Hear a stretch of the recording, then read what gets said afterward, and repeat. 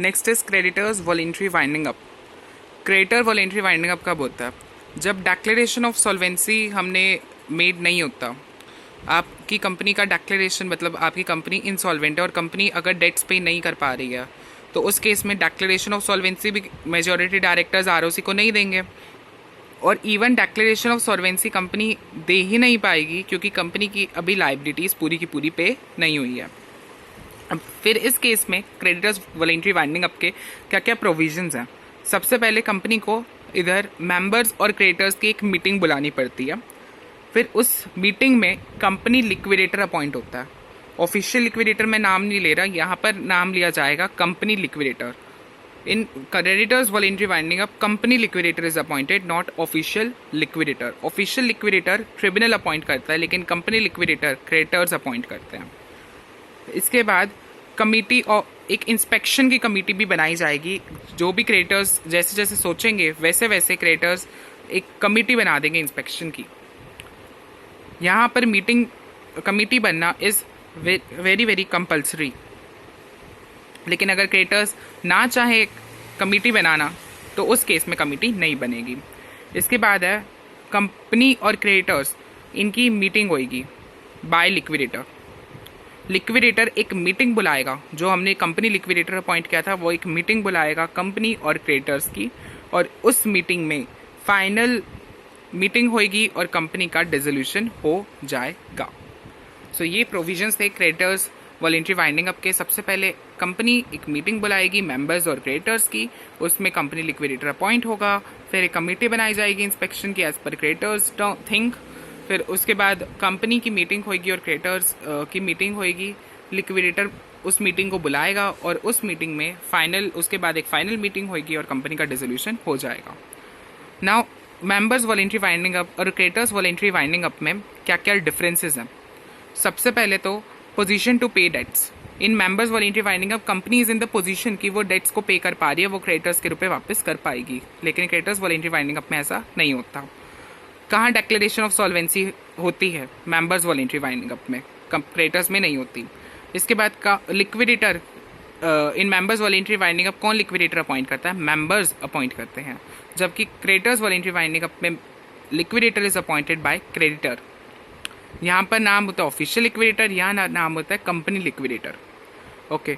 इसके बाद member winding up का रेजोल्यूशन, जो वाइंडिंग अप का रेजोल्यूशन होता है वो कहाँ पर पास किया जाता है? जनरल मीटिंग में मेंबर्स के द्वारा वाइंडिंग अप का रेजोल्यूशन पास होता है। क्रेडिटर्स वॉलेंट्री वाइंडिंग अप में ये रेजोल्यूशन जनरल मीटिंग में दोनों जने पास कर रहे थे। कंपनी में मीटिंग किसकी बुलाई जा रही थी? मेंबर्स की भी क्रेडिटर्स की भी, तो दोनों ही पास करेंगे, क्रेडिटर्स भी और मेंबर्स भी। इसके बाद किस किस की मीटिंग होंगी? यहाँ पर केवल मेंबर्स की मीटिंग होती है, यहाँ पर दोनों की, मेंबर्स और क्रेडिटर्स दोनों की। कमेटी इंस्पेक्शन की यहाँ पर मेंबर्स वॉलेंट्री वाइंडिंग अप में मीटिंग कमेटी नहीं बुलाई जाती है। कमेटी केवल तभी बनती है अगर कंपनी में कोई भी क्रेडिटर्स ना हो तो भी। और क्रेडिटर्स वॉलेंट्री वाइंडिंग अप में जो ये कमेटी है वो बिल्कुल बनाई जाती है। अब लिक्विडेटर के जो पैसे हैं, रेम्यूनरेशन है, वो कौन फिक्स करता है? मेंबर्स वॉलेंट्री वाइंडिंग अप में वो मेंबर्स फिक्स करते हैं और क्रेडिटर्स वॉलेंट्री वाइंडिंग अप में उसका लिक्विडेटर का रेम्यूनरेशन कमेटी फिक्स करती है। और अगर सपोज क्रेडिटर्स ने सोचा कि कमेटी नहीं बनानी है क्रेडिटर्स वॉलेंट्री वाइंडिंग अप में, तो उस केस में जो लिक्विडेटर का जो रेम्यूनरेशन है वो कौन डिसाइड करेंगे? वो डिसाइड करेंगे बाय क्रेडिटर्स ही डिसाइड करेंगे। इसके बाद यहाँ पर जितना भी कंट्रोल रहता है मेंबर्स वॉलेंट्री वाइंडिंग अप में, नाम ही सजेस्ट कर रहा है तो मेंबर्स के हाथ में कंट्रोल रहेगा। और क्रेडिटर्स वॉलेंट्री वाइंडिंग अप में ये सारा कंट्रोल क्रेडिटर्स के हाथ में रहेगा। यहाँ कितने लिक्विडेटर होते हैं in members voluntary winding up?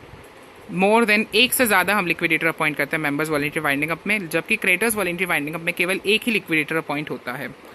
और जो भी अगर लिक्विडेटर की अगर वैकेंसी होगी, कैजुअल वैकेंसी होगी, लिक्विडेटर छोड़ के चला गया, तो उसकी जो वैकेंसी होगी उसकी जगह जो दूसरा लिक्विडेटर आएगा वो कौन डिसाइड करेगा? वो डिसाइड करेगा मेंबर। और क्रेडिटर्स वॉलेंट्री वाइंडिंग अप में क्रेडिटर्स डिसाइड करेंगे। इसके बाद अब ये मैंने स्टार्टिंग में बताया था कि वाइंडिंग अप के लिए हम एनसीएलटी के पास एक पिटिशन फाइल कर सकते हैं। अब ये पिटिशन कौन कौन जना फाइल कर सकता है? कंपनी भी पिटिशन फाइल कर सकती है एनसीएलटी के पास। क्रेडिटर्स ये पिटिशन फाइल कर सकते हैं। कॉन्ट्रीब्यूटर्स जिनको रुपए मिलने हैं वो फाइल कर सकते हैं, या कोई भी इनमें से ऊपर की सारी पार्टीज़ या जो भी प्रायर पार्टीज़ हैं इकट्ठे कर सकती हैं या फिर अलग अलग करके रजिस्ट्रार के थ्रू बेसिकली वो एनसीएलटी के पास जा रही हैं। पहले वो आरओसी के पास जाएंगी, मम्मी के पास जाएंगी, फिर मम्मी एनसीएलटी के पास जाएगी, या सेंट्रल गवर्नमेंट भी ये पिटीशन फाइल कर सकती है। इसके बाद powers of NCLT on presentation of petition.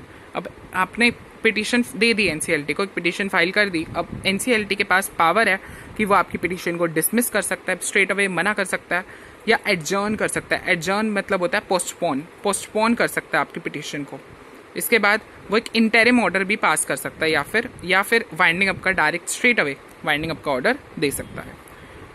अब पर्सन्स कौन से हैं जो सुने जाएंगे सुनवाई के समय, राइटिंग अप की जो ये हमने वाइंडिंग अप की जो पिटीशन फाइल की थी उस समय, ये पर्सन्स जिनको सुनवाई का अधिकार है, ये पिटीशन किस किस को सर्कुलेट होगी।